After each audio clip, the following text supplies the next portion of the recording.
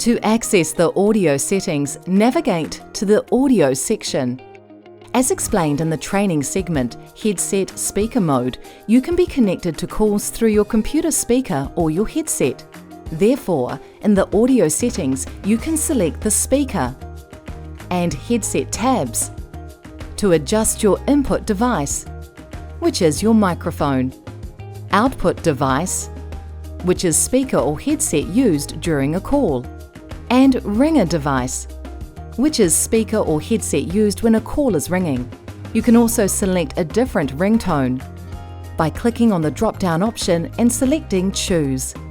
You can then navigate using your Windows Explorer to find and open the ringtone you would like to use when your softphone is receiving a call.